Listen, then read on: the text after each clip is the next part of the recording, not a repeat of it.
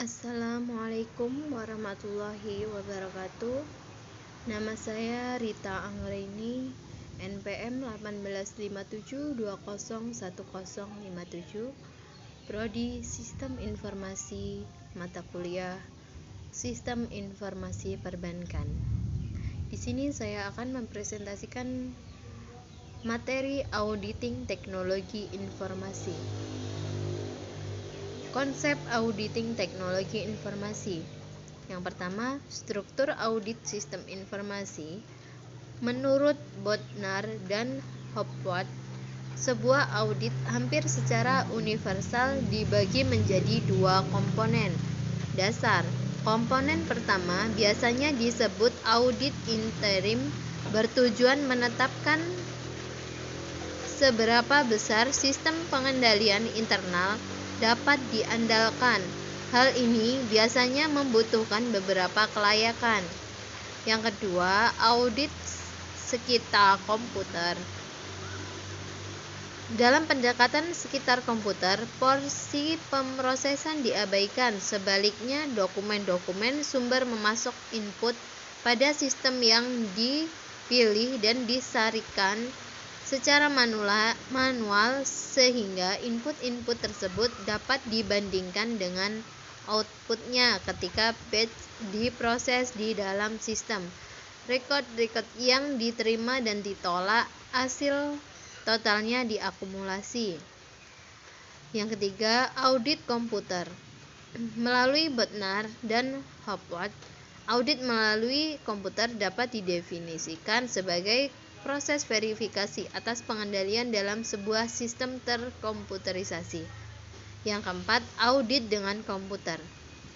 Audit dengan komputer adalah proses penggunaan teknologi informasi dalam sebuah auditing.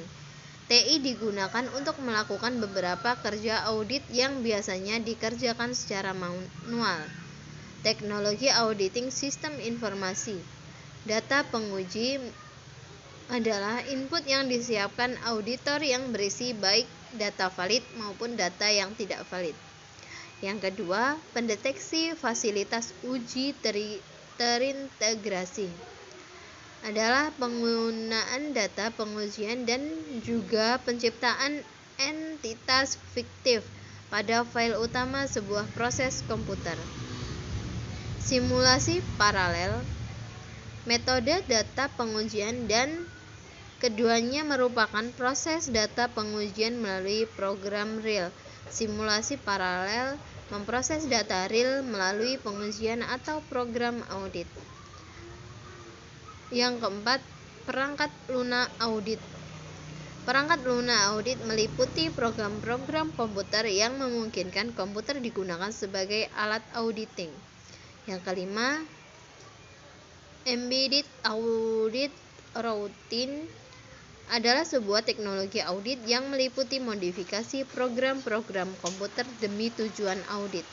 Yang keenam, extended record adalah modifikasi program komputer untuk menyediakan sebuah rute audit secara komprehensif untuk transaksi-transaksi tertentu dengan cara mengumpulkannya dalam satu data tambahan.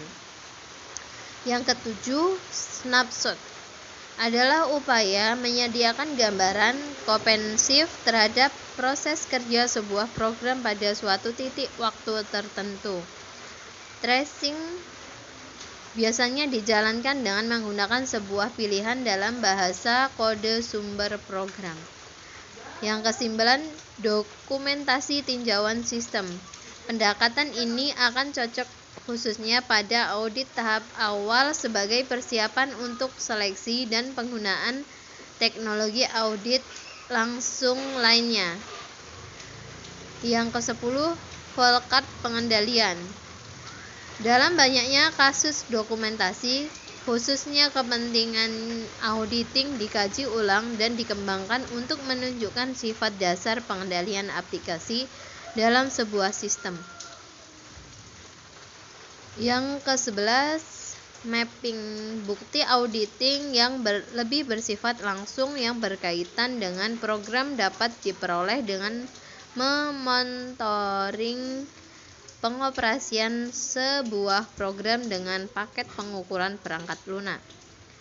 Yang C, berbagai jenis audit sistem informasi. Yang kedua, audit aplikasi sistem informasi merupakan berbasis teknologi dengan pekerjaan atau kegiatan atau aplikasi tertentu di mana setiap aplikasi mempunyai karakteristik tertentu dan kebutuhan pengendalian yang berbeda. Yang ketiga, audit pengembangan sebuah aplikasi. Audit pengembangan sistem diarahkan pada aktivitas analisis sistem dan programmer yang mengembangkan dan memodifikasi program-program aplikasi, file, dan prosedur-prosedur yang terkait. Yang keempat, audit pusat layanan komputer.